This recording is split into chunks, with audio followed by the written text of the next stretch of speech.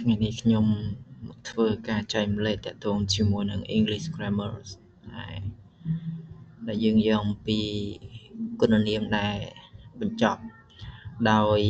ing ហើយនឹងគុណនាមដែលបញ្ចប់ទៅដោយ ed តើពីរហ្នឹងយើងប្រើវាដោយរបៀបណាហើយខុសគ្នាដោយរបៀបណាអូខេអញ្ចឹងនៅក្នុងវីដេអូនេះខ្ញុំសូមបង្ហាញថាការប្រើប្រាស់នៅគុណនាមដែលបញ្ចប់ដោយ ed ហើយនឹងគុណនាមដែលបញ្ចប់ដោយ ing ហ្នឹងគឺមានលក្ខណៈខុសគ្នាត្រង់ថាពេលដែលយើងប្រើប្រាស់គុណនាមដែលបញ្ចប់ដោយ ing ហ្នឹងគឺវាពិពណ៌នាទៅលើ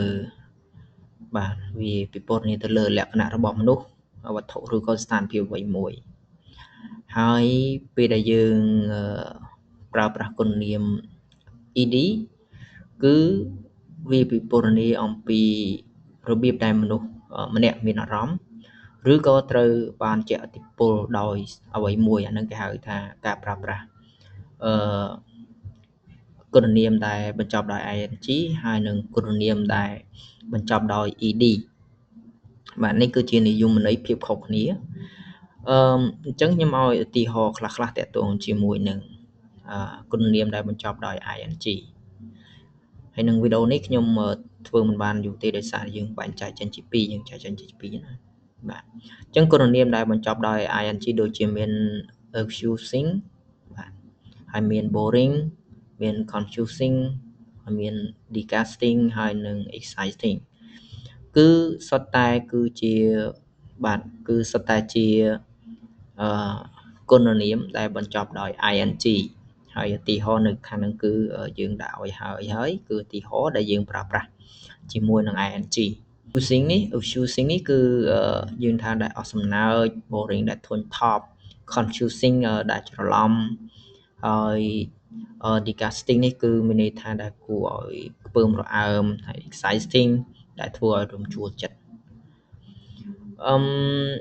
អូខេអញ្ចឹងយើងមើលខាងក្រោមនេះមួយទៀតគឺតាក់ទងជាមួយនឹង ing ដដែលដូចជា movie offending rewarding shocking tempting but tiring អាហ្នឹងគឺសុទ្ធតែជាគុណនាមដែលបញ្ចប់ដោយ ing អញ្ចឹងត្រឡប់មកវិញជាសង្ខេបនៅក្នុងការបង្ហាញនេះខ្ញុំយកមួយចំណុចទេគឺគុណនាមដែលបញ្ចប់ដោយ ing ហើយមុននឹងយើងប្រើវាយើងត្រូវស្វែងយល់ថាគុណនាមដែលបញ្ចប់ដោយ ing ហើយនឹង ed ហ្នឹងគឺវាខុសគ្នាពេលដែលយើងប្រើ ing យើងត្រូវច្បាស់ថាគុណនាមហ្នឹងវាពិពណ៌នាអំពីលក្ខណៈរបស់មនុស្សវត្ថុឬក៏ស្ថានភាពអ្វីមួយចឹងណាបាទតើយើងប្រើប្រាស់ ed គុណនាមដែលបញ្ចប់ដោយ ed ហ្នឹងគឺវាពិពណ៌នាអំពីរបៀបដែលមនុស្សម្នាក់មានអារម្មណ៍ឬត្រូវបានជះឥទ្ធិពលដោយអ្វីមួយអាហ្នឹងគេហៅថាគុណនាមដែលបញ្ចប់ដោយ ed